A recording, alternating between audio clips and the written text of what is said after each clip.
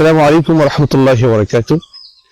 আমরা জানি আজ শুক্রবারে সূরা কাহফের অনেক বেশি ফজিলত রয়েছে। অত্যন্ত গুরুত্বপূর্ণ একটি সূরা হাদিসের মধ্যে রয়েছে, যেটি শুআবুল ঈমান লিল বাইহাকী 5996 নম্বর হাদিসের মধ্যে আসছে, মান ক্বারা সূরাতুল কাহফি ফি ইয়াউমিল জুমআতি আযাআ লাহু মিনান নূরি মা বাইনাল জুমআহ। যে ব্যক্তি প্রত্যেক শুক্রবারে সূরা কাহফ পড়বে তার জন্য এই উভয় জুমার মাঝে আল্লাহ তাআলা নূর দিয়ে ভরপুর করে দেবেন। এই সূরা কাহফ অত্যন্ত গুরুত্বপূর্ণ সূরা। এটি পড়লে আল্লাহ তাআলা রহমত নাজিল করেন, বরকত নাজিল করেন। হাদিসের মধ্যে রয়েছে, যে ব্যক্তি সূরা কাহফের প্রথম 10 আয়াত মুখস্থ রাখবে সেই ব্যক্তি দাজ্জালের ফিতনা থেকে হেফাজত থাকবে, মুক্ত থাকবে।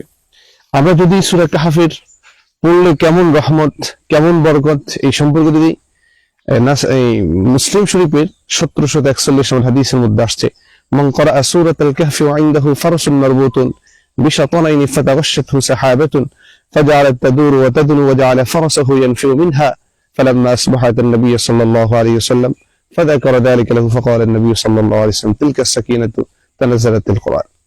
এক ব্যক্তি সূরা কাহফ পড়তেছে, রাসূল করিম সাল্লাল্লাহু আলাইহি ওয়াসাল্লাম সকালবেলা গিয়ে বললেন, ইয়া রাসূলুল্লাহ, আমি সূরা কাহফ পড়তেছি, ওয়া ইনদাহু ফারসুন মারবুতুন বিশাতানাইন, এবং ওই যে ব্যক্তি সূরা কাহফ পড়তেছে তার পাশে একটা ঘোড়া ছিল, যে ঘোড়াটা খুবই মজবুত দুইটা রশি দিয়ে বাঁধা ছিল।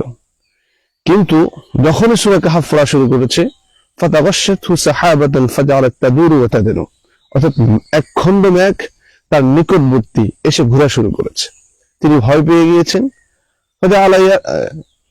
এবং যে ঘোড়াটি রয়েছে সেটি পালানোর চেষ্টা করতেছে।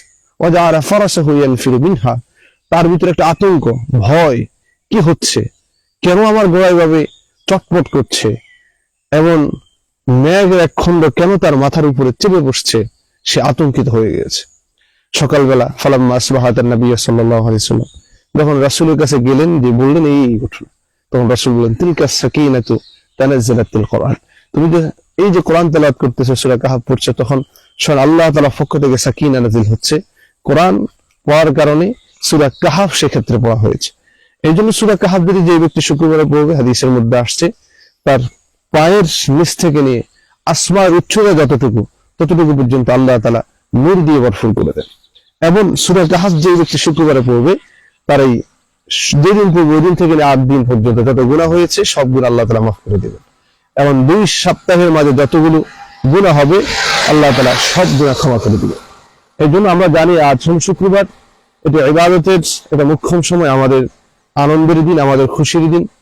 এই দিন আমাদের বেশি বেশি ইবাদতের দিন। তবে নির্দিষ্ট যে ইবাদতের কথা রয়েছে এই দিনের মধ্যে, সেই ইবাদতটি হলো সূরা কাহফ পড়া।